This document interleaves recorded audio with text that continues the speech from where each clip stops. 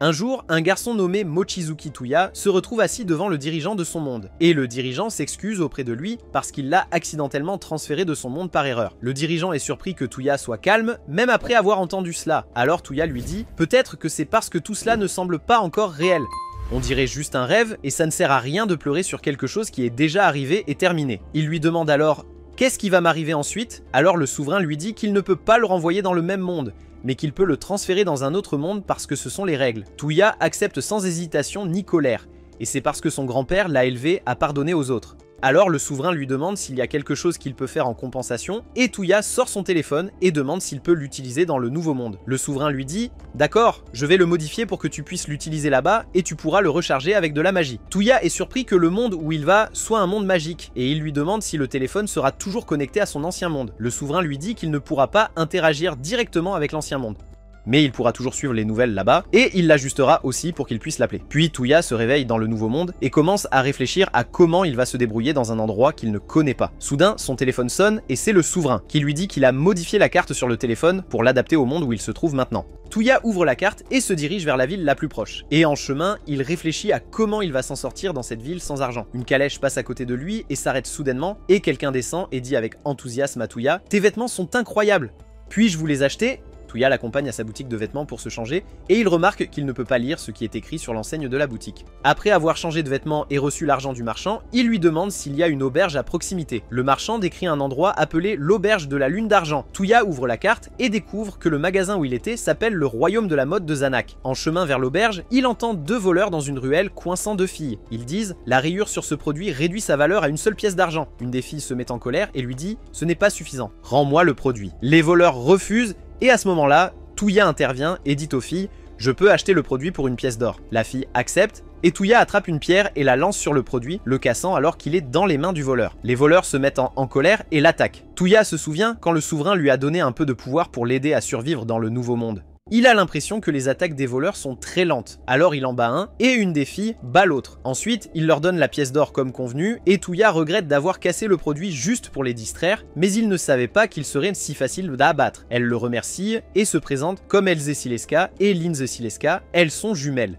Il leur dit que son nom est Mochizuki Touya. Il pense que son nom est Mochizuki et que son nom de famille est Touya, mais il leur dit que c'est l'inverse. Ils sont surpris et lui demandent s'il vient d'Ishen. Il est confus par la question puisqu'il ne sait toujours rien de ce monde, mais il leur dit que oui et qu'il cherche l'auberge de la lune d'argent. Ils sont surpris parce que c'est la même auberge où ils séjournent, et ils l'emmènent avec eux. Après cela, ils lui racontent ce qui s'est passé avec les voleurs qui ont pris le produit. Elze dit à sa sœur qu'elle devrait probablement prendre des missions de la guilde des aventuriers la prochaine fois. Touya leur demande s'il peut les accompagner, il doit de toute façon chercher un travail. Elze lui dit « Bien sûr », ils lui montreront le chemin pour le remercier. Le lendemain, Touya les accompagne et se fâche parce qu'il ne peut pas lire le tableau des tâches. Quand Elze lui demande s'il a trouvé de bonnes quêtes, il lui dit « En fait, je ne sais pas lire ». Linze trouve une quête pour vaincre des monstres dans la forêt, et Elze dit à Touya qu'il pourrait être une équipe. Touya est d'accord, mais dit qu'il n'a pas d'arme. Ils vont ensuite lui acheter une arme et préparent leur plan pour combattre les monstres. Après cela, ils vont combattre des loups. Elze utilise des gants en métal, et Touya utilise son épée. Puis Linze utilise la magie du feu, et Touya est émerveillé par elle. Ils retournent à la guilde et remettent les cornes de loup qu'ils ont collectées, alors la réceptionniste tamponne leur carte pour avoir terminé la quête et leur donne la récompense. Ensuite, Elze remercie Touya de les avoir aidés, et lui dit que sans lui,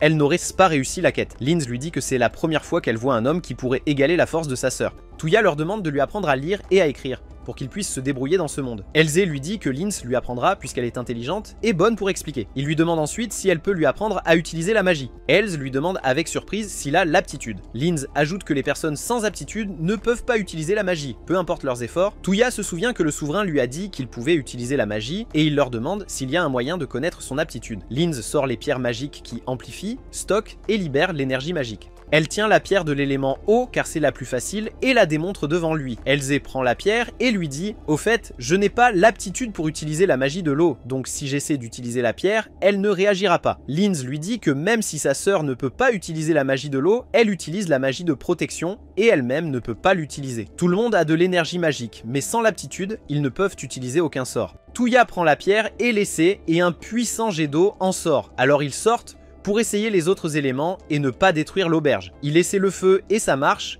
puis la terre et ça marche aussi, ainsi que le vent, la lumière et les ténèbres. Ils lui demandent avec surprise Qui es-tu exactement? C'est la première fois que nous voyons quelqu'un qui peut utiliser les 6 éléments. Tuya aperçoit une étrange pierre blanche et lui demande ce que c'est.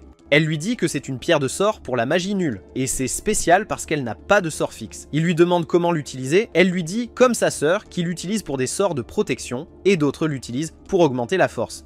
Et il y a un sort rare appelé portail qui permet de se téléporter entre des lieux. Il leur demande comment savoir quel type de magie nulle il peut utiliser. Elze lui dit qu'à un moment donné, le nom du sort lui viendra simplement par hasard. Linz lui dit que la magie nulle est aussi appelée magie personnelle, et il est rare que quelqu'un puisse utiliser le même sort qu'un autre. Tuya attrape la pierre et essaie le sort de portail parce que c'est celui qui a le plus attiré son attention.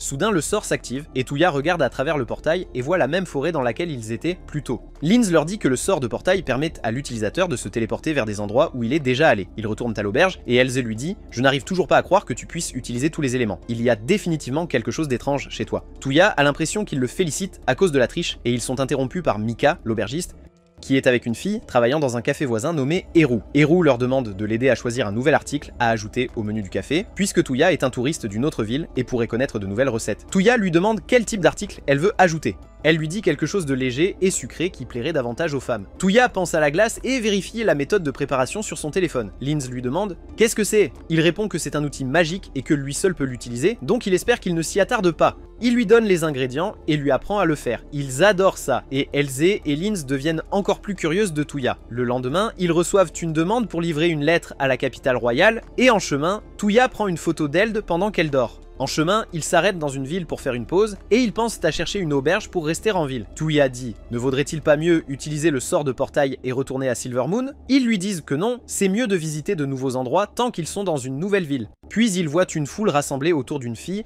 qui se bat contre des hommes parce qu'elle a vaincu leurs amis et les a remis aux gardes. Ils remarquent que la fille porte une tenue de samouraï et les hommes l'attaquent, mais elle les bat un par un. Cependant, elle commence à se sentir faible à cause de la faim, et juste avant que quelqu'un ne l'attaque par derrière, Tuya utilise le sort de tempête de sable, le maîtrise et le frappe. Eld doit intervenir et se battre avec lui, alors Tuya attrape la fille samouraï et ils s'enfuient tous. Elle les remercie de l'avoir sauvé et leur dit que son nom est Kokonoe Yae.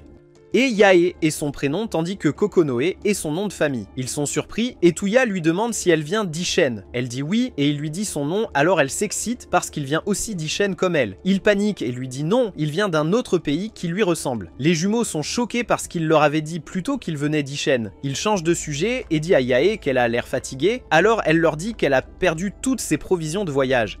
Ils entendent son estomac gronder, alors ils l'emmènent dans un restaurant pour manger. Elle leur dit qu'elle voyage pour améliorer ses compétences en arts martiaux et que sa famille a produit des générations de guerriers, mais elle a choisi de voyager pour développer ses capacités. Par coïncidence, elle se rend aussi à la capitale, alors ils décident d'y aller ensemble. En chemin, Linz donne à Tuya un livre contenant la plupart des sorts de magie nuls connus parce qu'elle a compris qu'il peut utiliser n'importe quel sort tant qu'il en connaît le nom et les détails. Elle lui dit que le livre contient beaucoup de sorts parce que, comme elle l'a mentionné, la magie nulle est une magie personnelle, donc le nombre de types équivaut au nombre d'utilisateurs. Même ainsi, la magie élémentaire ne peut être utilisée que par certaines personnes, donc très peu de gens utilisent la magie nulle. Et la plupart des livres de sorts sont juste des collections faites par des passionnés. Tuya remarque que malgré les nombreux types de sorts, la plupart ne sont pas utiles, comme un sort qui rend les cheveux bouclés ou un autre qui rend les animaux amicaux. Eld lui dit « On ne sait jamais quand ils pourraient être utiles et il n'y a pas de mal à tous les apprendre. » Il trouve un sort qui attire les objets de loin et les sait, mais cela ne fonctionne pas. Eld lui demande « Qu'as-tu essayé de tirer ?» Il dit qu'il pensait que Yae serait surprise s'il tirait son épée, alors elle lui dit « Peut-être que c'est trop lourd, essaie quelque chose de léger. » Il réessaie et tire le ruban de cheveux de Yae et dit « Ce sort est vraiment utile. » Nous pourrions l'utiliser pour voler de l'argent ou des gemmes, ils lui disent de ne pas faire ça. Il devient nerveux et leur dit qu'il réfléchit juste. Bien sûr, il ne le fera pas. Il trouve ensuite un sort qui améliore les sens, et soudain il sent du sang et dit à Yae de se diriger vers là. Quand ils arrivent, ils trouvent des chevaliers combattant des monstres géants, alors ils aident et battent tous les monstres. Soudain, leur chef apparaît et ils découvrent que quelqu'un utilise la magie d'invocation et est celui qui amène les monstres. Tuya utilise le sort d'absence de friction sur lui, le faisant tomber au sol, et Yae l'attache. Les soldats les remercient de les avoir sauvés et disent que 7 de leurs camarades sont morts. Soudain, ils entendent une fille crier et se précipitent vers la calèche, trouvant son serviteur nommé Lame blessé par une flèche. Tuya dit à Linz d'utiliser la magie de guérison, Elle répond tristement que cela ne fonctionnera pas parce que la flèche est coincée dans son corps. Même si elle utilisait la magie de guérison, l'objet étranger resterait à l'intérieur. La fille commence à pleurer et Leim lui dit qu'il est temps de dire au revoir. Tuya lui demande « Pouvons-nous le soigner si nous retirons la flèche ?» Elle dit oui et Tuya utilise le sort de traction et retire instantanément la flèche, puis utilise le sort de guérison et Leim se lève et va bien. Leim se présente et leur dit qu'il est le majordome du duc Ortlind et que la fille est sa fille, Ushi. Tuya est choquée que tout le monde s'agenouille devant elle. Ils lui disent « Comment peux-tu être aussi calme ? Le duc est le rang noble le plus élevé et ce titre est uniquement utilisé pour les membres de la famille royale. » Sushi lui dit « Oui, mon père est le duc Alfred Ornis et il est le frère cadet du roi. Mais tu n'as pas besoin de parler formellement. » Appelez-moi simplement Su, nous vous devons la vie. Tuya lui demande pourquoi la famille royale se trouve-t-elle dans une forêt comme celle-ci. Elle répond qu'elle revenait de chez sa grand-mère. Leim leur a demandé de continuer le voyage avec eux jusqu'à la capitale et de protéger Sushi, et ils recevront une récompense à leur arrivée. Ils acceptent tous puisqu'ils se dirigent de toute façon vers la capitale. Ils arrivent à la capitale du royaume de Belfast, qui s'appelle Aléphis, et est connue comme la ville des lacs. Lorsqu'ils entrent dans le manoir du duc, ils voient 2 rangées de serviteurs et le duc Alfred court vers sa fille pour s'assurer qu'elle va bien après avoir entendu ce qui s'est passé. Il salue Tuya et le remercie d'avoir sauvé sa fille, puis s'agenouille devant lui. Tuya est embarrassé, puis Alfred les emmène au balcon. Tuya dit à Alfred qu'ils sont venus à la capitale pour livrer une lettre. Il demande au duc s'il a une idée de qui étaient les attaquants. Il répond que beaucoup de gens veulent lui faire obstacle à cause de sa position. Ils ont probablement pensé à kidnapper sa fille pour le menacer. Sous-chantre et son père lui demandent si elle a contacté Aileen. Elle dit oui, mais elle ne voulait pas l'inquiéter et ne lui a pas dit ce qui s'est passé. Tuya demande « Qui est Aileen ?» Alfred dit « Ma femme ?» Et je suis désolé, mais vous ne pouvez pas la voir parce qu'elle est aveugle. Tuya lui demande tristement « Est-elle malade ?» Il dit « Oui, c'est arrivé il y a 5 ans. » Elle a survécu, mais a perdu la vue. Linz lui demande « Avez-vous essayé la magie de guérison ?» Il répond qu'ils ont tout essayé mais que rien n'a fonctionné. Cela n'a guéri que certaines parties endommagées de son corps. Il leur dit que le père de sa femme avait une magie spéciale qui pouvait éliminer toute maladie du corps. Et le but du dernier voyage de Su était de découvrir le secret derrière cette magie. Elle pensait qu'elle pourrait l'apprendre. Su se fâche et dit « J'aurais aimé que nous trouvions quelqu'un qui puisse utiliser la même magie que mon grand-père. » Son père répond « La magie nulle est une magie personnelle. Donc vous ne trouverez pas quelqu'un qui peut utiliser le même sort. Mais peut-être que nous pouvons trouver quelqu'un qui utilise un sort avec le même effet. » Ils sont tous choqués et pointent Tuya. Alfred emmène Tuya dans la chambre de sa femme et Tuya essaie le sort de guérison. Aileen ouvre les yeux et pleure de joie en disant « Je peux voir !» Ils étreignent tous Tuya de bonheur.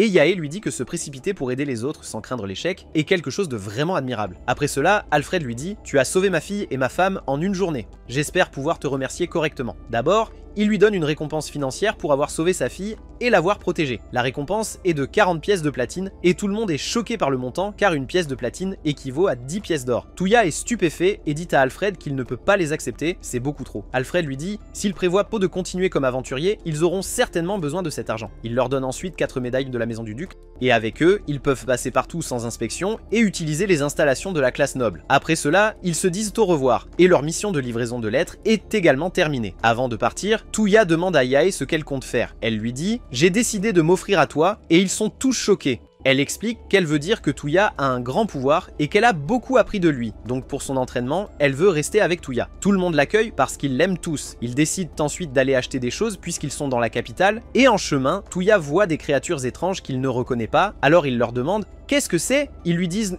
que ce sont des demi-humains. Et il y a de nombreux types comme les elfes, les nains et les hommes bêtes. Ensuite, il voit une fille demi-humaine qui a l'air très contrariée, alors Tuya va lui demander « Qu'est-ce qui ne va pas ?» Elle a peur de lui et recule. Il la rassure et lui dit qu'il a juste vu qu'elle avait l'air contrariée, alors il a demandé. Elle se rapproche à nouveau et lui dit qu'elle est perdue et qu'elle devait retrouver sa sœur à un certain endroit, mais qu'elle ne sait pas comment y aller. Tuya sort son téléphone, utilise la carte et l'y emmène. Ils les laissent et vont faire du shopping. Tuya leur dit « C'est difficile de se déplacer en groupe comme ça. Séparons-nous et retrouvons-nous à un endroit dans 2 heures. » Ils sont tous d'accord et au coucher du soleil, tout le monde est arrivé sauf Tuya. Il arrive en retard, vérifie l'heure et découvre qu'il a 25 minutes de retard, alors il s'excuse. Yae est surprise qu'il puisse lire l'heure sur son téléphone et il lui dit que c'est sa magie. Elze remarque qu'il porte un nouveau manteau, alors il leur dit que c'est un manteau qui augmente la résistance à la magie. Ils le complimentent tous et lui disent qu'il lui va très bien, comme s'il avait été fait pour lui. Tuya est embarrassé et leur dit « Retournons au village de Reflet ». Le lendemain, il pleut fortement et Tuya entre dans l'auberge de la Lune d'Argent et trouve le père de Tuya et M. Barol, le propriétaire du magasin d'à côté, joue au shogi, que Tuya a créé il y a quelques jours en testant la magie de modelage du métal, et ils y jouent depuis. Après cela, Tuya demande où sont les autres. Alors Linz lui dit « Elle est dans sa chambre à l'étage, et Kelze et Yae sont allés acheter les nouveaux bonbons du café, et elle a entendu dire que c'est lui qui leur a donné la recette. » Il lui dit oui, et à ce moment-là, Elze et Yae arrivent et distribuent les friandises qu'elles ont apportées à tout le monde. Elze donne une boîte à Tuya et lui dit « Va donner ça au duc. Tu dois partager les friandises avec les personnes qui t'ont soutenu. » Tuya va au manoir du duc, et Su est très impressionné par les friandises. Le duc dit à Tuya qu'il est très jaloux des gens du village de Réflé qui peuvent en manger tous les jours. « Si je pouvais utiliser le sort de portail comme toi, j'irais en acheter tous les jours. » Tuya répond qu'il peut enseigner aux cuisiniers du palais comment les faire, et Su est ravi de pouvoir en manger à tout moment. Ensuite, Tuya apprend au duc à jouer au shogi et lui dit que c'est un jeu joué par deux personnes où chacun essaie de vaincre le roi de l'adversaire, comme aux échecs. Quand le duc essaie, il l'apprécie vraiment et s'y absorbe. Su est vraiment agacée parce qu'elle veut jouer aussi, mais son père est tellement concentré et ne fait pas attention à elle, elle commence à chatouiller Tuya pour qu'il la laisse jouer aussi, tandis qu'Alfred est complètement absorbé par le jeu et ne le quitte pas des yeux. Le soir, il demande à Tuya de lui donner une copie du jeu pour qu'il puisse y jouer avec son frère. Et il ne le laisse pas quitter le manoir avant d'avoir joué une partie de plus avec lui. Le lendemain, Tuya se rend avec les autres à la guilde des aventuriers dans la capitale royale, et il trouve beaucoup de quêtes affichées. Tuya choisit une mission pour éliminer des monstres de slime, mais tout le monde refuse parce qu'il déteste ces monstres. Alors, il choisit une autre quête pour vaincre des monstres chevaliers en armure. Ils vont combattre les monstres, et l'un d'eux est sur le point d'attaquer Elze par derrière. Yae la sauve rapidement, et Tuya dit à Linz de geler la jambe du monstre. Elle le fait et il utilise la magie de lumière pour le faire exploser. Ils se reposent ensuite et Tuya leur dit que l'ancienne capitale royale s'est avérée vide. Il n'y a rien là-bas. Elze répond « J'aimerais qu'on trouve le trésor royal caché ou quelque chose comme ça ». Tuya utilise le sort de recherche et scanne toute la zone mais ne trouve rien. Linz lui dit d'essayer de chercher autre chose. Peut-être pas un trésor, mais des ruines, par exemple. Il cherche à nouveau et trouve quelque chose sous terre. Ils s'excitent tous et Linz utilise sa magie de feu et fait exploser le sol.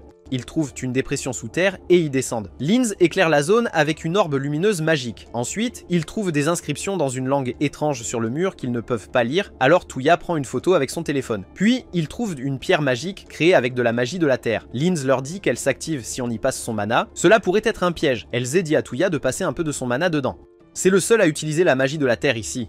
Soudain, ils reculent tous et le laissent seul. Tuya prend le risque et passe son mana dans le seau et le mur avec les inscriptions s'évapore et une porte s'ouvre. À l'intérieur, ils trouvent une étrange statue. Tuya enlève la poussière et découvre qu'elle est faite de verre très résistant et contient un orbe rouge à l'intérieur. Tuya est surpris que l'orbe lumineux de Linz commence à s'affaiblir et elle est également surprise car elle sait comment le maintenir stable pendant 2 heures. Elze réalise que l'orbe rouge à l'intérieur de la statue absorbe du mana. Soudain, la statue bouge, forme des bras et émet un bruit très fort.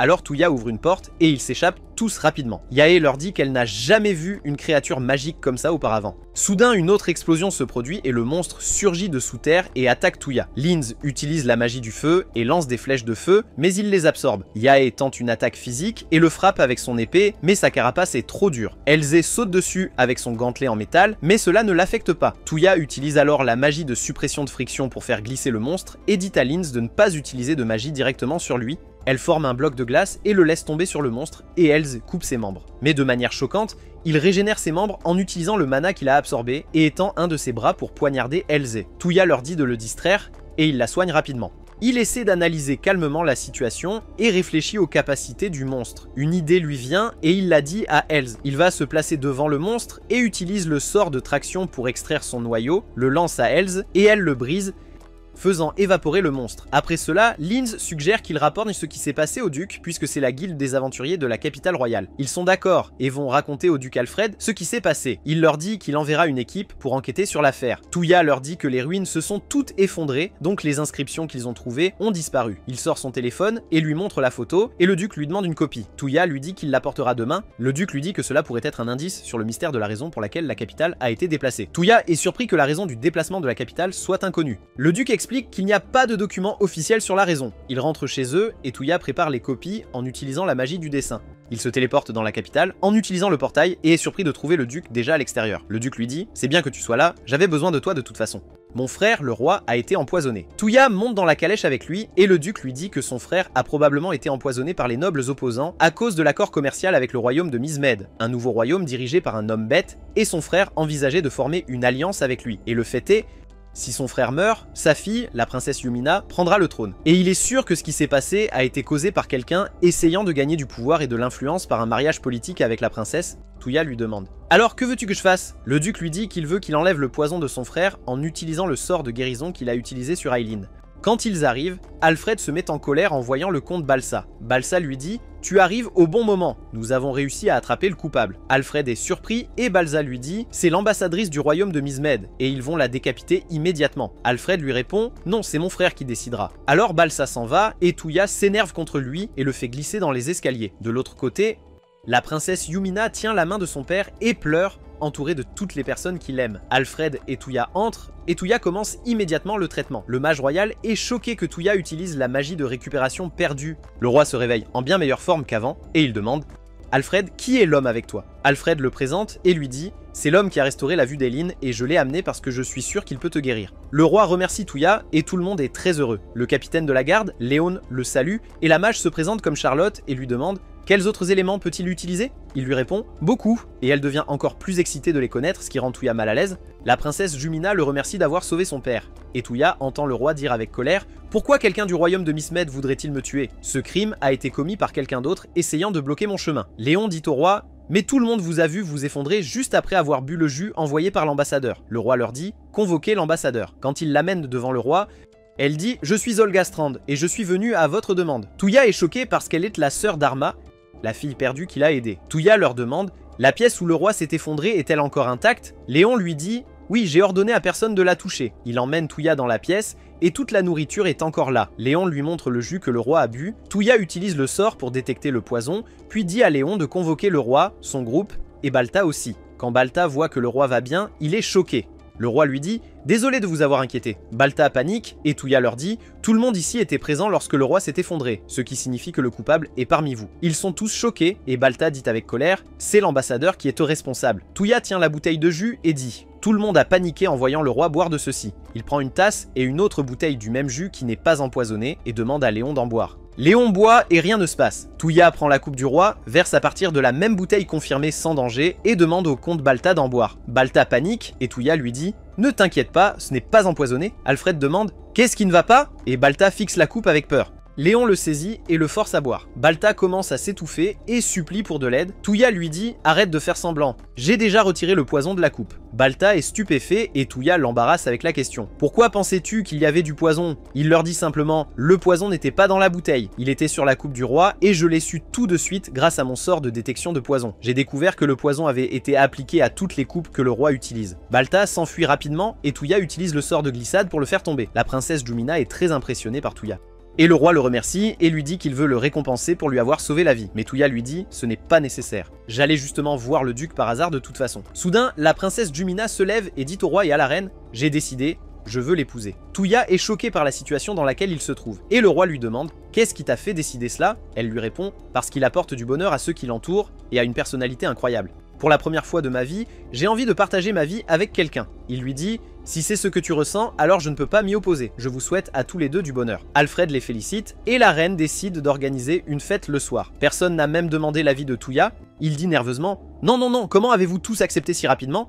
Tu ne sais même rien de moi. » Le roi lui dit « Tu as raison, mais puisque Jumina t'a accepté, cela signifie que tu n'es pas une mauvaise personne. » La reine lui dit « Jumina a des yeux spirituels qui lui permettent de voir la personnalité des gens. » Tuya demande « Quel âge a la princesse d'ailleurs ?» Ils lui répondent « 12. » Et il réplique « C'est trop tôt pour penser à... mariage ?» Ils lui disent « Non, la famille royale se marie à 15 ans. J'ai épousé ma femme quand nous avions tous les deux 14 ans. » Jumina le prend par la main et demande « Tu me détestes ?» Il lui répond « Non, mais dans mon pays, je n'ai pas le droit de me marier avant 18 ans et j'ai encore 16 ans. » Le roi lui dit « Pas de problème. Tu as 2 ans pour mieux connaître Jumina, et si tu ne changes pas d'avis dans 2 ans, nous abandonnerons. » Tuya accepte, et la reine dit à Jumina « Fais de ton mieux pendant ces 2 ans pour gagner le cœur de Tuya. » Ensuite, Tuya va se coucher et a l'impression de vivre un cauchemar. Soudain, le souverain l'appelle et lui dit « Félicitations pour le mariage. » Tuya lui répond « Ce n'est pas drôle, je ne peux pas penser au mariage à cet âge. » Il réplique « Ne dis pas ça, dans ce monde, la polygamie est normale. » Tuya est encore plus agacée et termine l'appel. Le lendemain, à l'auberge de la Lune d'Argent, Jumina arrive avec Tuya et les autres sont choqués que Tuya va se marier. Jumina se présente et leur dit « Je vais vivre avec vous tous à partir d'aujourd'hui. » Ils sont tous surpris et Jumina leur dit « Ne parlez pas formellement et je vais essayer. Essayez de ne pas vous gêner. Je veux commencer par m'inscrire à la guilde et être qualifié pour entreprendre des quêtes. » Ils sont tous choqués et Tuya lui demande surpris « Es-tu sûr de ce que tu dis ?» Elle dit oui et lui crie dessus pour avoir parlé formellement avec elle. Il l'emmène avec eux pour une mission de chasse aux monstres singes et Tuya n'arrive toujours pas à comprendre comment une princesse part au combat. Elle lui dit « Je pensais que c'était la meilleure façon de te montrer ce que je peux faire. J'ai étudié le tir à l'arc et la magie. » Soudain, elle invoque des loups avec de la magie noire et les envoie en éclaireur pour leur cible. Tuya est émerveillée et elle lui dit « Je peux t'apprendre si tu veux. » Tuya accepte. Ils trouvent les loups en train de fuir et derrière eux apparaissent les monstres singes. Ils sont tombés dans le piège, Yumina tire des flèches sur eux, Yae les découpe, Linz brûle le reste, mais d'autres apparaissent. Tuya utilise le sort de glissement et Yumina tire plus de flèches. Puis Elze entre avec son poing de fer et les loups bondissent. Yumina et Linz combinent la magie de la foudre et du feu pour éliminer le reste. Quand ils retournent à l'auberge, Yumina apprend à Tuya comment faire de la magie d'invocation et il invoque un monstre. Elle lui dit que cela ne fonctionnera pas à moins qu'il ne forme un pacte avec la bête invoquée. Le monstre lui dit « Un pacte avec moi? Tu dois plaisanter !» Et un tigre blanc apparaît. Yumina a peur parce que c'est l'un des monstres les plus puissants que l'on puisse invoquer. Le tigre dit à Tuya « Montre-moi le type et la quantité de ton pouvoir magique. » Il renifle Tuya et détecte un pouvoir de très haut niveau et lui dit « Touche-moi et verse ton énergie magique en moi. » Tuya obéit et le tigre est tellement choqué par le pouvoir de Tuya qu'il s'évanouit. Après un moment, il se réveille, s'incline devant Tuya et lui dit « Tu es digne d'être mon maître et j'accepte de former un pacte maître-serviteur. Avec toi, alors s'il te plaît, nomme-moi. » Tuya le nomme Kohaku, ce qui signifie tigre blanc dans la langue de ce monde. Kohaku aime le nom, et Yumina n'en revient pas que Tuya ait conclu un pacte avec une bête de ce rang. Kohaku demande à Tuya la permission de rester toujours à ses côtés. Tuya lui dit « Il n'est pas possible pour moi de me promener en ville avec un tigre blanc géant. » Alors Kohaku se transforme en une petite forme très mignonne. Les autres le voient et le serrent dans leurs bras et Kohaku appelle Tuya à l'aide. Tuya lui dit « Supporte-les juste ». Le lendemain, ils partent pour une nouvelle quête et tout le monde est agacé. Tuya leur demande « Qu'est-ce qui ne va pas ?» Yae lui dit qu'elle ne ressent aucune motivation pour cette quête et Elze dit qu'elle ne peut pas croire qu'une demande d'enquête sur des bêtes magiques ait fini par impliquer des monstres de slime. Lin s'ajoute « Surtout quand c'est dans le château d'un chercheur spécialisé dans les slimes ». Yumina n'est pas non plus contente de l'idée.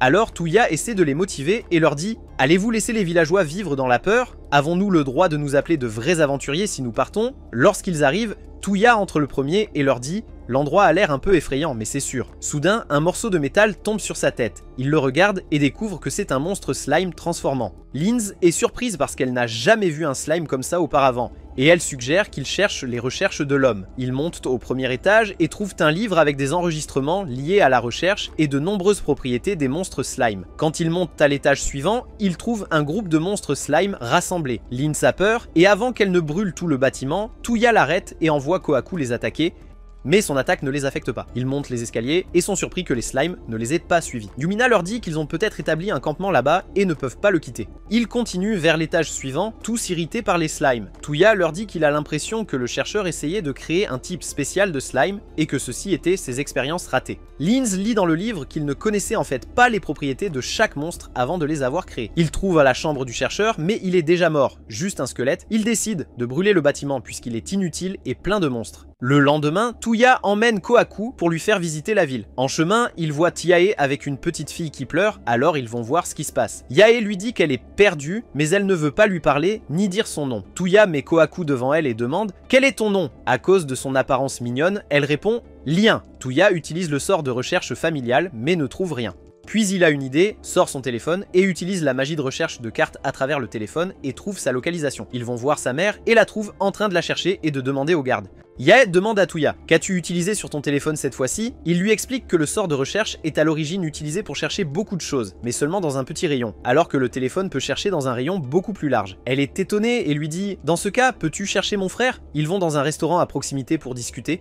Yae lui dit qu'elle n'a pas vu son frère depuis qu'elle a commencé son voyage, donc elle s'inquiétait toujours pour lui. Il lui demande de lui donner plus de détails sur leur maison et il trouve un endroit appelé Ashiba. Elle s'excite et lui dit « C'est ça ». Puis il lui demande à quoi ressemble son frère et elle lui dit « Il a une cicatrice sur la joue ». Il découvre qu'il est dans un club et qu'il se promène. Elle lui dit « Je pense que c'est vraiment mon frère, il aime beaucoup les épées ». Il lui dit « On dirait que tu aimes vraiment ton frère ». Et elle répond « Oui, parce qu'il est fort, gentil et généreux. Et d'ailleurs, toi et mon frère, vous vous ressemblez, calme et généreux ». Plus tard, quand ils retournent à l'auberge, Linz entre dans la chambre de Tuya et lui dit qu'elle est allée aujourd'hui à la boutique d'antiquité pour apprendre un nouveau sort. Il lui demande pourquoi et elle lui dit « Parce que le jour où nous sommes allés au château des Slims, je ne pouvais pas utiliser la magie du feu, puisque nous étions dans un espace clos. » Elle lui montre un sort qu'elle a trouvé là-bas, mais il est écrit dans un texte magique ancien, donc elle ne peut pas le lire ou le décoder. Tuya crée une paire de lunettes et y ajoute le sort de lecture de texte ancien. Il lui dit « Essaie de les porter et de lire ». Elle est choquée de pouvoir maintenant lire les sorts dedans, et elle lit un sort appelé Bulle Bombe et lui dit qu'elle veut aller l'essayer. Touya l'accompagne dans la forêt et elle essaie de le lancer mais échoue. Elle continue d'essayer jusqu'à ce qu'elle soit à court de mana et s'évanouisse. Il la ramène à l'auberge et le lendemain, Linz retourne seule dans la forêt pour essayer. Elle a des cernes sous les yeux à cause du manque de mana. Touya lui tient la main et utilise le sort de transfert de mana qu'il a appris de Charlotte pour l'aider. Linz le remercie et continue d'essayer, mais elle échoue à nouveau parce qu'elle ne peut pas visualiser le sort. Il essaie de l'aider et lui dit « Essaie d'imaginer une bulle comme de la mousse et du liquide, et une bombe signifie explosion. » Elle lui dit « Non, c'est difficile, je ne comprends pas. » Alors il dit « D'accord. Imagine juste une bulle comme une bulle de savon. » Elle essaie et réussit, et quand elle la lance sur un arbre, elle explose. Elle le remercie à nouveau. Pendant ce temps, Elze est assise devant ses gantelets cassés, se souvenant qu'ils se sont cassés lors du dernier combat avec le monstre mystérieux venu de sous terre. Touya lui dit « Si tu les répares, ils se casseront à nouveau. » Elle lui demande de l'emmener à la capitale pour en acheter un nouveau. Après l'avoir acheté, Elze voit une robe dans la vitrine d'un magasin et l'aime bien, alors elle s'arrête pour la regarder. Touya lui demande « Tu la veux ?» Elle s'embrouille et lui dit « Non, c'est pour Linz. Ça lui irait bien. Elle aime les jolis vêtements, contrairement à moi. » Il répond « Si ça va à Linz, alors ça t'irait aussi. » Elle devient encore plus gênée et lui dit « Je me connais, je ne suis pas le genre de fille qui a l'air bien dans ses vêtements. » Il l'emmène et entre dans la boutique pour l'essayer. Il lui dit « Ça te va à merveille ?» et demande au propriétaire du magasin « Pouvons-nous l'acheter ?» Elle est choquée et lui dit « Je ne l'achète pas. » Il lui dit « Je vais te l'acheter en cadeau. » Quand ils retournent à l'auberge et elle leur dit que Touya l'a acheté pour elle. Elles disent toutes « Faisons-le nous acheter quelque chose aussi. » Et Touya est choquée. Mika arrive avec une lettre du palais royal pour Yumina, disant qu'elle et Touya doivent se rendre au palais pour recevoir le titre de chevalier en récompense, pour avoir résolu l'incident qui s'est produit il y a quelques jours. Ils sont tous choqués qu'il va obtenir un titre de chevalier, et Touya lui demande « Puis-je refuser ?» Ils sont tous choqués qu'il veuille refuser. Yumina répond « Oui, mais dans ce cas, tu devras donner une raison publiquement. » Touya est frustré de devoir y aller quand même. Le lendemain, Touya est surpris par le grand manoir que le roi lui a donné en récompense. En entrant, Touya leur dit « C'est trop grand pour seulement 5 personnes. » Elze, Linz et Yae sont choqués et lui demandent « Allons-nous vivre ici avec toi ?» Il leur dit « Bien sûr ». Elze lui dit « Mais c'est la maison que tu as reçue du roi en cadeau, et tu es censé y vivre avec Yumina. Rester ici ne serait pas convenable. » Il leur dit « Je vous aime toutes également et vous considère comme ma famille. » Elles sont toutes troublées et s'enfuient, et Yumina dit « Tant je comprends, tu nous aimes toutes les 4 également, j'espère être ta femme et partager ta vie, et je n'ai pas l'intention de te garder pour moi seule. » Puis elle part et va rejoindre les filles pour leur parler. Touya sort s'asseoir avec Kohaku dans le jardin et les filles reviennent. Elze lui demande « Es-tu vraiment d'accord pour que nous vivions ici ?» Il répond « Oui ». Linz lui demande « Donc tu ne nous demanderas pas de partir plus tard ?» Yae lui demande « Nous traiteras-tu de la même manière que Yumina ?» Il dit « Bien sûr ». Ils sont contents et Yumina leur dit « Nous continuerons notre discussion plus tard ». Touya ne comprend pas de quoi il parle. Ensuite, ils vont rencontrer les serviteurs du manoir et leur chef s'appelle Lim, le frère de Lame, le serviteur de Sushi. Les servantes s'appellent Lapis et Cécilie. Yumina dit à Touya que Lim s'est occupé de son père pendant de nombreuses années. Touya est surpris que le serviteur du roi lui-même soit venu servir dans son manoir. Lime lui dit « J'ai saisi l'occasion de transmettre mes devoirs à mon fils, et j'espère passer le reste de ma vie à servir l'homme qui a sauvé mon jeune frère. » Le duc Alfred et Sushir arrivent. Ils sont venus rendre visite à Touya. Sushir dit à Touya « Je suis surpris que tu te maries. » Alfred ajoute « Moi aussi. Je prévoyais de te marier à ma fille, Sushir. » Sushir lui dit « Je suis d'accord. » Touya devient nerveux et leur dit « N'exagérez pas la situation. » Alfred lui dit « Je suis en fait venu te demander autre chose. » Il dit « Notre pays a décidé de former une alliance avec le royaume de Mizmed, et cela signifie que nous devrons préparer une occasion pour que les deux rois puissent discuter ensemble. Mais voyager entre les deux pays est difficile et plein de dangers. Yemina déduit qu'ils veulent utiliser le sort de portail de Touya. Touya explique qu'il ne peut ouvrir un portail que vers des endroits qu'il a déjà visités. Alfred répond « Et c'est pourquoi nous voulons que tu voyages à Mizmed. » Touya va rencontrer Guérin, le commandant des forces de Mizmed, et avec lui se trouve Léon Blitz, un membre des premiers chevaliers du royaume de Belfast. Ils commencent leur voyage, et la nuit, ils campent dans la forêt. Touya leur raconte quelques histoires. Soudain, l'un des soldats de Guérin entend des bandits approcher. Touya ouvre la carte de son téléphone et découvre qu'ils sont 28. Il essaie un sort pour les marquer sur la carte et utilise un sort de paralysie sur eux, ce qui fonctionne. Il les capture tous et décide d'envoyer quelqu'un chercher les gardes de la ville pour les emprisonner. Olga les surprend pendant qu'ils parlent et Léon devient nerveux et s'enfuit. Touya réalise qu'il l'aime bien. Yae demande « Penses-tu qu'Olga est au courant des sentiments de Léon ?» Elze répond « Je pense qu'elle a remarqué, elle n'a pas l'air aussi dense qu'une certaine personne. » Soudain, il regarde tous Touya, mais il ne comprend pas pourquoi. Le lendemain, il voit Léon au marché cherchant un cadeau pour Olga. Touya s'approche et lui demande « Tu achètes un cadeau pour quelqu'un ?» Léon est embarrassé et lui dit « Oui, pour ma mère. Alma est avec eux et Touya lui dit « Choisis quelque chose, je te l'achèterai en cadeau ». Elle choisit une barrette et Touya la paie. Puis, il lui demande devant Léon si Olga devait en choisir une, laquelle choisirait-elle? Elle montre une barrette en forme de fleur d'Héléos et lui dit qu'elle l'adore. Touya dit au revoir à Léon et s'en va, et il le voit acheter la même barrette qu'Alma a indiquée. Quand ils retournent à la calèche, Touya ressent quelque chose autour de lui. Il demande à Kohaku « Est-ce que j'imagine des choses ?» Kohaku répond par télépathie « Non, je l'ai ressenti aussi ». Quelqu'un nous observe, mais se cache complètement. Puis Touya et Yemina remarquent qu'Olga porte la barrette que Léon a achetée. Yemina lui dit « Ça te va bien, j'espère recevoir quelque chose comme ça de l'homme que j'aime ». Touya évite le sujet, les quitte et monte dans la calèche. Cette nuit-là, ils campent un peu avant le village d'Isilda. Soudain, ils entendent des animaux dans la forêt s'enfuir, puis ils voient un énorme dragon voler au-dessus d'eux. Guérin est choqué, et Olga leur explique que les dragons sont censés vivre dans des régions spécifiques de notre pays, et ne quittent jamais leur zone, à moins qu'il y ait un intrus. Touya ouvre son téléphone et voit le dragon se diriger vers le village d'Isilda. Il se précipite vers le village et trouve le dragon en train de le brûler, et les villageois sont en panique. Guérin et les gardes entrent et aident les survivants à s'échapper. Touya utilise la magie de la lumière pour attirer le dragon, monte sur Kohaku avec Linz, et le conduit hors du village vers la forêt. Soudain, Kohaku crie au dragon et dit « Comment oses-tu insulter mon maître ?» Touya est surpris que Kohaku comprenne ce que dit le dragon. Kohaku lui dit que le dragon a dit « Ver immonde, comment osez-vous gâcher mon plaisir? Je vais tous vous écraser maintenant. » Touya décide de le tuer et dit à Linz « Je vais le faire descendre, coupe son aile. » Il utilise une double magie de lumière et le fait tomber au sol. Linz utilise la technique de l'épée de glace et coupe ses ailes. Juste avant que le dragon ne crache du feu sur elle, Touya l'attrape et la sauve. Soudain, Yae et Elzé arrivent et attaquent le dragon. Touya saute après eux, mais son épée se casse sur le corps dur du dragon. Avant que le dragon ne puisse lui lancer une boule de feu, quelqu'un lui lance une dague dans l'œil et l'aveugle. Touya utilise le sort de glissade. Il demande à Yae et Elz de gagner du temps et dit à Linz de créer un mur de glace devant lui. Il transforme le mur en lentille et lance de la magie de lumière à travers, concentrant le rayon sur le dragon, le brûlant jusqu'à ce qu'il meure. Soudain, un autre dragon apparaît, celui-ci rouge. Étrangement, il s'excuse pour ce que l'autre dragon a fait. Touya est surpris que ce dragon puisse parler. Le dragon se présente et dit « Je suis le dragon rouge qui règne sur la grande terre et je suis venu récupérer le dragon déchaîné. » Kohaku lui dit « Demande au monarque bleu d'élever correctement sa progéniture. » Le dragon est choqué que celui qui parle soit le monarque blanc et lui dit « Si tu es ici, il est logique que l'autre dragon soit mort. » Kohaku répond « Ne te trompe pas, celui qui l'a vaincu, c'est mon maître parce que ce dragon impoli a osé l'insulter. » Le dragon est de nouveau choqué que le monarque blanc est un maître, il atterrit au sol, s'excuse auprès de Touya pour l'impolitesse et le supplie de lui pardonner.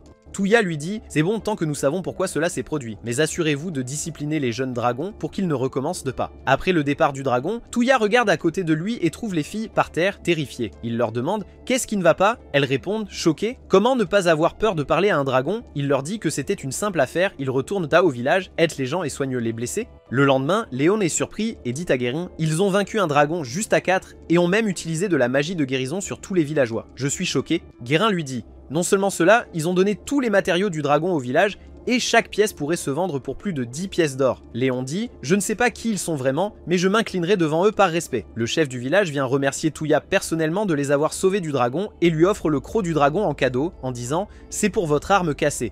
Vous pouvez l'utiliser pour en fabriquer une nouvelle ou la vendre et acheter une autre épée. » Puis il lui donne la dague étrange qui a été lancée dans l'œil du dragon avant qu'il ne tire. En chemin, Touya demande à Kohaku par télépathie « Y avait-il quelqu'un d'autre dans la bataille ?» Kohaku lui dit « Oui, j'ai senti une ou deux personnes parmi les arbres, je pensais qu'ils étaient des villageois. » Lorsqu'ils atteignent la capitale du royaume de Mismed, le roi dit à Olga « Bien joué !» et remercie Guérin et Léon d'avoir protégé Olga jusqu'à ce qu'elle atteigne le royaume. Puis il dit « J'ai entendu dire que vous avez vaincu le dragon qui a attaqué le village d'Ald. » Yumina répond « Oui, les 4 personnes devant vous sont celles qui ont tué le dragon elle-même. » Il lui demande « Qui êtes-vous » Elle se présente et il est choqué de découvrir que la princesse du royaume de Belfast se tient devant lui. Elle lui dit « Cela prouve l'importance de notre alliance » et lui remet une lettre écrite par son père. Il dit « Je vais y réfléchir et vous envoyer la réponse. Profitez de votre séjour dans mon palais comme bon vous semble. » Puis il rit et dit à Touya « Puisque tu as vaincu le dragon, que dirais-tu d'un duel ?» Il l'emmène à l'arène et fait quelques échauffements. L'assistant du roi dit à Touya que lorsque le roi voit quelqu'un de fort, il est vraiment excité à l'idée de se battre avec lui. Et honnêtement, cela nous agace. Alors s'il te plaît, détruis-le. Touya est surpris. Comment peut-il dire ça de son roi? L'arbitre leur dit que le match commencera et se poursuivra jusqu'à ce qu'un côté subisse une blessure grave ou qu'un côté se rende. La magie est autorisée mais les sorts offensifs directs sur l'adversaire sont interdits. Mais le roi dit avec arrogance à Touya « Ne te retiens pas, utilise tout ce que tu veux pour me battre. » Dès que l'arbitre donne le signal de départ, Touya utilise le sort de glissade et le roi tombe par terre. et Touya met son épée sur son cou. Le roi se met en colère et dit « Attends, qu'est-ce que tu viens de faire ?» Touya lui répond « C'est un de mes sorts, tu as seulement dit que la magie offensive était interdite. » Le roi réplique « Non, non, non, ce sort sera aussi interdit. Recommençons le match. » Ils commencent un deuxième duel et s'affrontent avec des épées en bois, mais le roi Jamouka a l'avantage car son corps est beaucoup plus fort que celui de Touya. Mais le sort de terre était une distraction, et Touya utilise la magie de la lumière. Le roi recule rapidement, et Touya utilise le sort de renforcement et attaque. Soudain, le roi utilise un sort appelé Axel qui augmente énormément sa vitesse. Il disparaît et réapparaît derrière Touya. Touya esquive rapidement le coup et le roi lui dit « Bien joué !» Touya demande « C'était un sort de 0 ?» Le roi répond « Oui, il améliore l'agilité mais consomme beaucoup de mana, donc tu ne peux pas l'utiliser en continu. » Touya est impressionné et laissé. Le roi est choqué qu'il ait pu voler un sort aussi personnel. Touya apparaît derrière lui et lui dit « Le contrôler est difficile mais j'ai compris. » Il l'utilise à nouveau et le roi est obligé de suivre. Ils disparaissent tous les deux, s'engageant dans un affrontement ultra rapide, mais le roi a encore beaucoup plus de puissance physique. Touya combi lier des sorts de vitesse et de renforcement et réessayer. Ils disparaissent à nouveau et soudain ils réapparaissent avec Touya tenant son épée au cou du roi.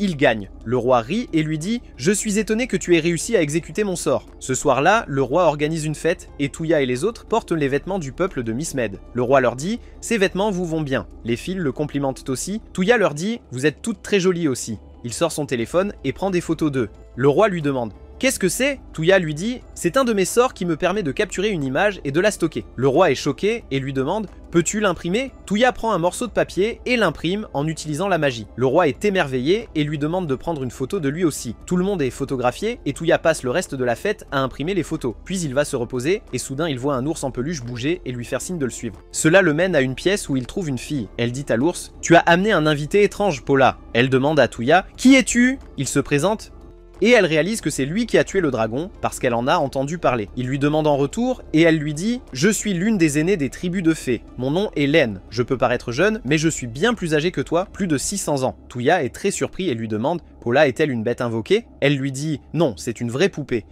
Mais il bouge grâce à un sort de magie nul appelé programme. Puis elle explique que c'est une magie qui lui permet de contrôler n'importe quel objet à travers un ensemble de commandes. Elle le démontre avec une chaise et la programme pour avancer quand quelqu'un s'assoit dessus. Touya demande « Donc si tu programmes Paula pour voler, ça marcherait ?» Elle dit « Non, il n'est pas assez fort pour faire ça. » La magie de programme ne peut effectuer que des tâches simples, mais si tu voulais faire bouger l'aile d'un oiseau modèle, ça marcherait. Touya lui dit « Laisse-moi essayer », et elle est surprise. Il utilise le sort sur la chaise et lui donne l'ordre de reculer de 2 pas si quelqu'un s'assoit dessus. Il s'assoit et la chaise recule. Lien est choqué qu'il ait réussi et lui dit « Ton talent magique est incroyable ». Elle lui demande « Quels éléments peux-tu utiliser en plus de la magie nulle ?» Il lui répond « Tous ». Elle réplique « Je ne suis pas surprise ». Puis elle lui dit « J'ai décidé que tu seras mon élève ». Il s'excuse et s'enfuit rapidement. Quand il retourne dans sa chambre pour se reposer, il a l'idée d'essayer le sort programme qu'il vient d'apprendre. Le lendemain, Yamina et Linz le voient sortir, une bouche sortir. Il leur dit qu'il va acheter quelque chose et il l'accompagne. Ensuite, il se dirige vers la forêt et Touya demande à Linz de couper le croc du dragon pour qu'il puisse fabriquer une arme. Il utilise la magie de remodelage et fabrique des pièces d'armes à feu et les assemble. Puis il fabrique des balles et utilise le sort programme sur l'arme pour la faire tirer les balles. Lorsqu'il le teste,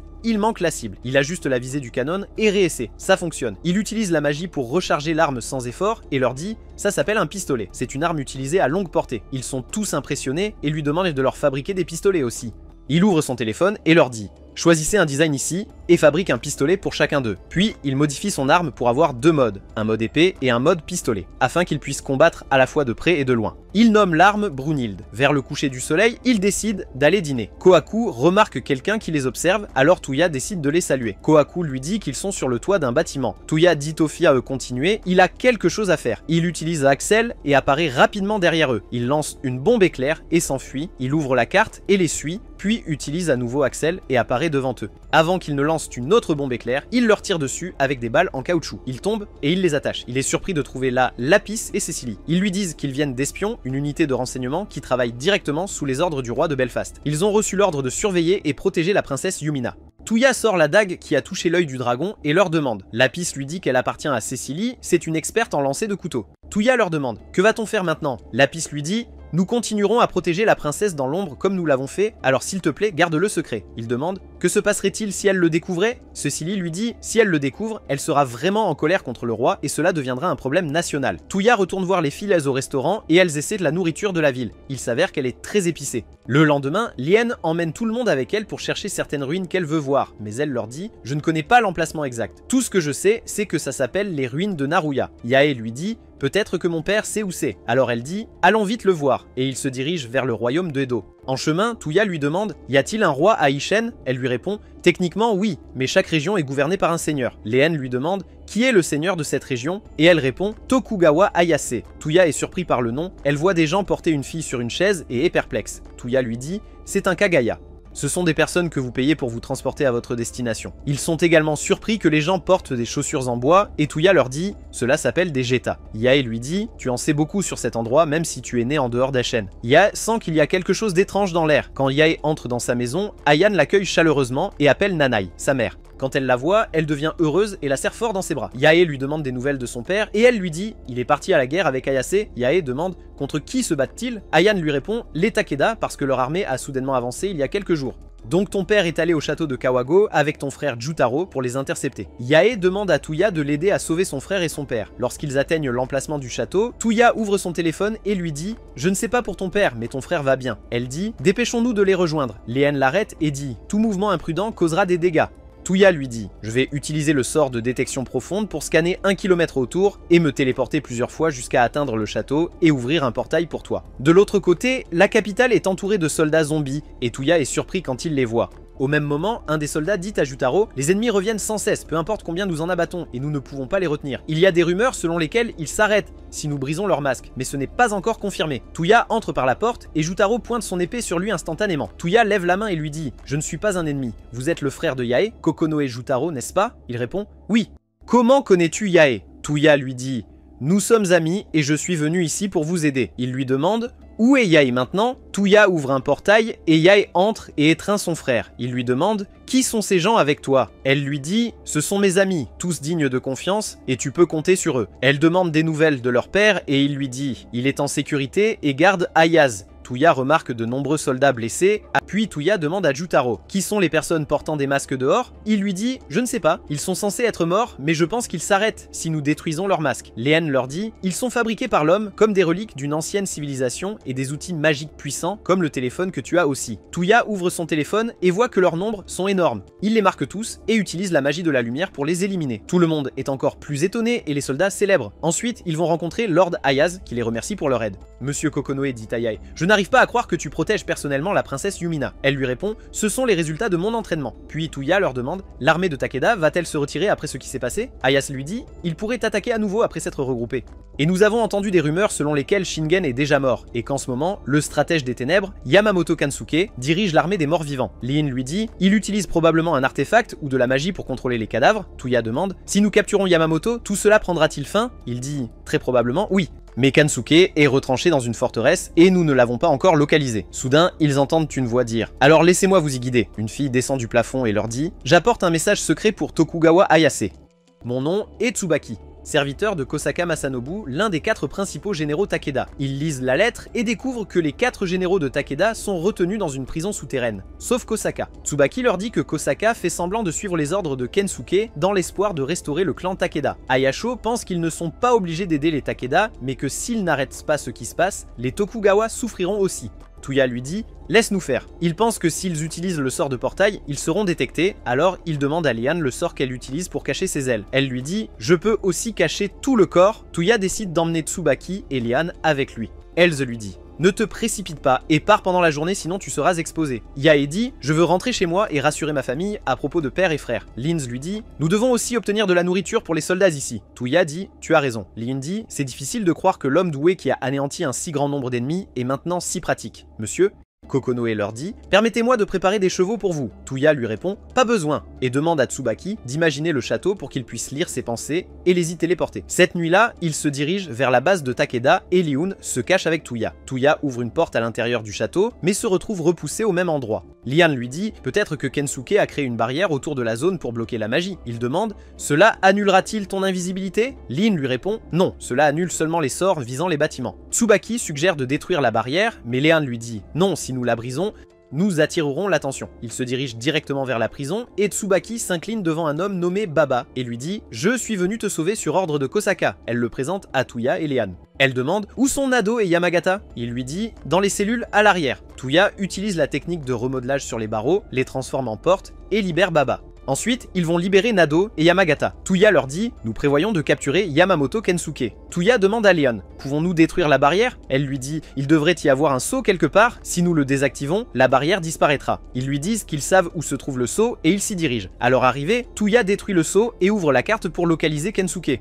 Il marque tous les gardes à proximité et les élimine pour que personne ne puisse les empêcher d'affronter Kensuke. Touya ouvre une porte et il trouve Kensuke debout à la porte, les attendant. Il l'attaque et soudain Kensuke anime le cadavre de Shingen pour les combattre. Ils deviennent furieux et ne peuvent se résoudre à frapper par respect pour le corps de Shingen. Kensuke en profite. Touya tire dessus et détruit le masque, faisant perdre le contrôle à Kensuke. Kensuke est surpris, mais enlève ensuite son cache-œil pour révéler un œil rouge et leur dit « Tant que j'ai cette pierre, je ne mourrai jamais ». C'est le même artefact qu'il utilise pour rendre les cadavres immortels. Touya utilise la technique de traction et arrache l'œil, le donne à Lian.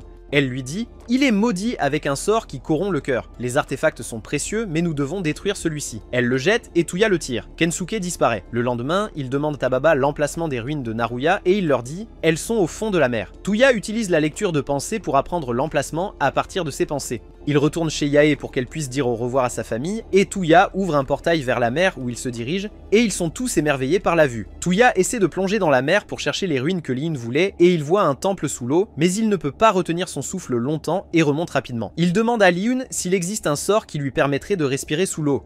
Elle lui dit « J'en ai entendu parler, mais je n'ai jamais pris la peine d'apprendre comment ça fonctionne. » Elle appelle Charlotte et lui demande, mais elle ne se souvient ni du nom du sort, ni de son fonctionnement. Kohaku dit à Touya « J'ai une idée, je connais quelqu'un qui peut bien contrôler l'eau et qui pourrait résoudre tous tes problèmes, et c'est mon homologue, l'empereur noir. » Alors, Lian dessine le sort d'invocation et dit à Kohaku que la magie d'invocation ne peut normalement pas appeler une personne spécifique. Kohaku dit « Touya va combiner son pouvoir spirituel avec le mien, et l'empereur noir le sentira et répondra à l'appel. » Il dit à Touya « Fais attention, je ne sais pas ce qu'ils demanderont en échange pour former un pacte avec toi. » Touya est surpris qu'il ait dit « il » et Kohaku lui dit « C'est deux en un, tu comprendras quand tu les invoqueras. » Touya commence l'invocation et une tortue et un serpent apparaissent. Ils saluent Kohaku et sont surpris de le voir ici. Le serpent lui demande « Qui est cette personne ?» Kohaku présente Touya. La tortue lui dit « Tu as pris un humain comme maître ? Tu es tombé bien bas. » Kohaku répond « Dis ce que tu veux, mais bientôt il sera aussi votre maître. » La tortue dit à Touya « Testons-toi. Le test est que tu nous combattras, et si tu peux tenir jusqu'au coucher du soleil sans perdre un membre,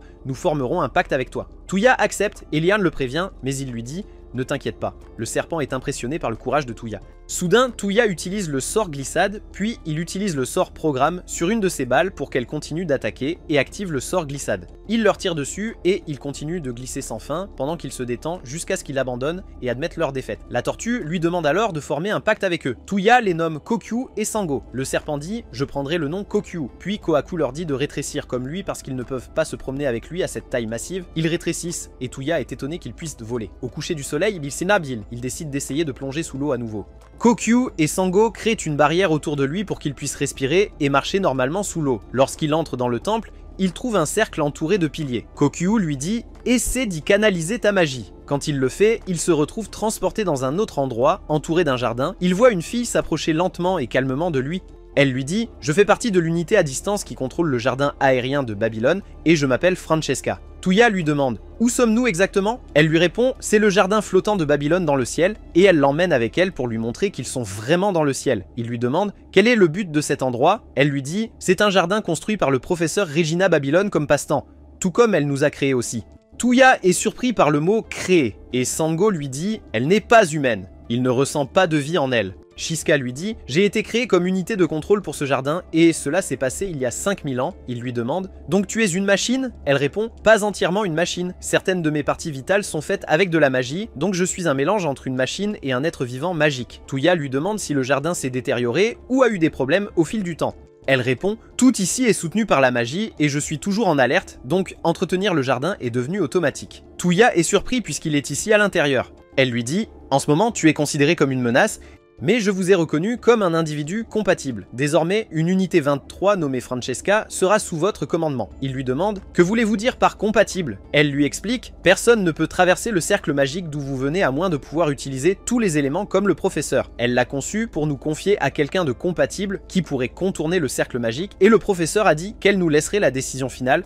Et j'ai décidé d'être à toi. Tuya a l'impression d'être tombé dans un nouveau pétrin, et de l'autre côté, les filles sont très inquiètes pour lui. Liane leur dit, puisqu'il n'est pas encore revenu, cela doit signifier que tout se passe bien. Soudain, Tuya ouvre un portail et les amène dans le jardin. Ils sont tous émerveillés par l'apparence du jardin, et Liane leur dit, cela ressemble aux ruines de l'ancienne civilisation du Parthénon, qui était une civilisation avancée ayant créé de nombreux sorts et outils, comme des artefacts magiques.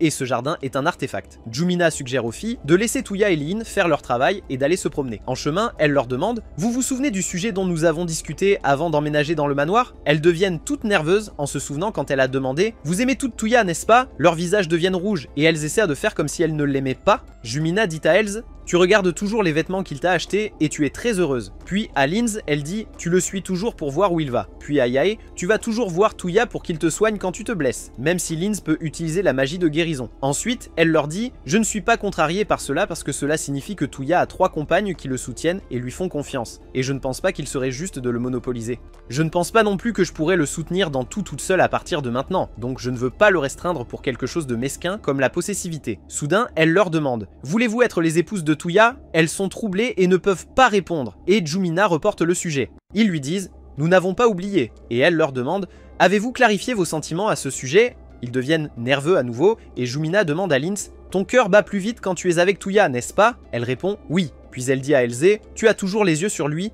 Et elle répond « Tu as raison. » Ensuite, elle dit à Yae « Tu es toujours nerveuse quand tu es avec lui ?» Puis elle dit « Je veux le soutenir avec vous toutes, alors je vais demander à nouveau. Voulez-vous être les épouses de Tuya ?» En même temps, Tuya demande à Lian « As-tu trouvé ce que tu cherchais ?» Elle lui dit « J'espérais trouver des sorts anciens, mais ce que j'ai trouvé est encore mieux. Ce jardin a duré 5000 ans avec des fleurs qui ne meurent jamais. » Tuya demande à Shiska s'il y a autre chose à part le jardin. Elle répond « Malheureusement, pas de trésors ni d'armes, mais ce jardin était à l'origine divisé en plusieurs zones flottantes dans le ciel, et mes sœurs les contrôlent et les gèrent. » Les filles entrent, et Jumina dit « Cela signifie que l'existence de ces jardins pourrait provoquer la panique parmi les gens. » Shiska répond « Les jardins sont protégés par des barrières magiques qui empêchent quiconque de les voir. » Tuya lui demande « Combien de zones y a-t-il » Elle lui dit « En plus de ce jardin, il y a une bibliothèque et un laboratoire et d'autres. » Il y en avait 9 au total, mais je ne sais pas combien il en reste maintenant. Lin s'enthousiasme à l'idée de la bibliothèque car elle doit contenir beaucoup d'informations anciennes. Lin lui demande « Peux-tu contacter les autres îles ?» Elle répond « Mes sœurs ont coupé la communication pour l'instant. » Lin suggère que peut-être le téléphone de Tuya peut les localiser. Tuya essaie mais ne trouve rien.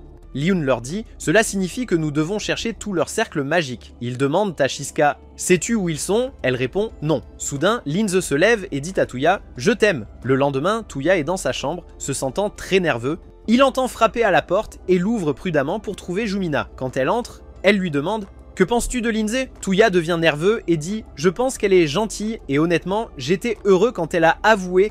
Mais je n'ai même pas encore pris de décision à ton sujet. » Et soudain, Linz a avoué « Mais je l'aime et je tiens à elle. » Puis soudain, Linz dit « Tu as entendu ça, n'est-ce pas, Linz ?» Linz apparaît et Tuya est choquée qu'elle était cachée en utilisant la technique de Linz. Jumina lui dit « C'est de ta faute si tu t'enfermes dans ta chambre et que tu ne lui donnes pas de réponse. Tu ne sais pas qu'elle a passé tout ce temps à pleurer parce qu'elle pensait que tu la détestais. » Il s'excuse auprès de Linz et explique qu'il ne la déteste pas et qu'il l'aime. Jumina lui demande « Maintenant que vous vous êtes confessé, que penses-tu de te marier avec Linz ?» Tuya est surpris et Gumina lui dit qu'il est courant pour les nobles, les royaux et les grands marchands d'avoir plusieurs épouses. Linz dit qu'elle ne s'en soucie pas tant qu'elle peut être sa femme. Tuya est d'accord. Le lendemain, Elze fait irruption dans la chambre de Tuya en colère et lui dit de venir avec elle. Elle l'emmène dans le jardin du palais où Yae attend. Ils lui disent « Tu vas nous affronter maintenant et si tu gagnes, tu ne diras pas un mot de ce qui s'est passé. Mais si nous gagnons, tu nous rendras un service à chacune. » Tuya se sent contraint de se battre. Yae attaque en premier et il bloque son coup et esquive le coup d'Elze. Il tire des balles en caoutchouc sur Yae et Elze lui saute dessus. Alors il l'attrape et la jette par terre. Soudain, il découvre que son pistolet est vide. Il regarde sa pochette de munitions et voit qu'elle a été coupée et Elze se lève et le frappe, le mettant KO. Après un moment, il se réveille et Elze lui dit nerveusement « Tu es maintenant au même endroit que Jumina et Linz. » et toutes les deux ont confessé leur amour et demandé à t'épouser. Il est surpris qu'elles aient fait tout cela juste pour ça, et Jumina apparaît et lui dit « J'ai réalisé que ça ne marcherait pas à moins de le faire de cette façon. » Tuya leur dit « Je vous aime toutes, mais pouvez-vous me laisser réfléchir un peu ?» Elles se sentent coupables de l'avoir pressé tout ce temps et décident de lui donner de l'espace pour réfléchir. Il va s'asseoir dans le jardin et se demande s'il est capable de jouer correctement le rôle de mari. Shizuka l'entend dire « devoir » et se souvient que Regina lui a laissé un message. Elle ouvre sa main, sort un connecteur pour son téléphone et lui dit « Je ne sais pas ce que c'est, mais Regina a dit de te le montrer et tu comprendras. » Tuya le branche à son téléphone et un hologramme enregistré apparaît. Il est choqué lorsque le professeur dit « Content que tu sois là, Tuya. Tu te demandes probablement comment je connais ton nom. J'ai un outil qui me permet de voir l'avenir, donc je savais que tu viendrais. Je me suis vu en train de te parler dans le futur et je connais déjà tes réponses, donc je réponds comme si c'était une conversation. La partie importante est que j'ai vu un moment où je ne pouvais plus voir l'avenir, et c'est parce que d'étranges créatures, appelées les phrases, sont soudainement apparues. Tuya réalise que le cours du futur et des événements a changé depuis son époque à cause des phrases. Elle dit « Exactement, et c'est pourquoi le monde allait être détruit et je ne pouvais pas voir au-delà. Mais surprise, le monde n'a pas été détruit parce que les phrases ont soudainement disparu. Et je ne sais pas pourquoi, et c'est pourquoi je pouvais voir l'avenir à nouveau. Je suis contente que mon divertissement ne soit pas terminé. Ta situation avec les filles autour de toi est très amusante. » Tuya lui demande son avenir avec les 4 filles. Elle dit « Ce ne serait pas amusant si tu savais, donc je ne te le dirai pas », et l'enregistrement se termine. Tuya va voir le dieu à travers la porte et lui raconte tout. Le dieu dit « Je vais te présenter une experte en amour. » Lorsqu'elle apparaît, elle lui dit « Ta vie amoureuse est si intéressante que je t'ai observé. » Tuya lui demande des conseils et elle lui dit « Oublie tout ce que tu sais de ton ancien monde et accepte les règles du nouveau dans lequel tu es. Si tu aimes 4 personnes en même temps et que tu veux les rendre heureuses, c'est ça le véritable amour et il est important que tu prennes soin d'elles mais ne te mens jamais à toi-même. » Tuya comprend et sait ce qu'il doit faire. Il retourne dans le monde et demande à Kohaku de rassembler les 4 filles.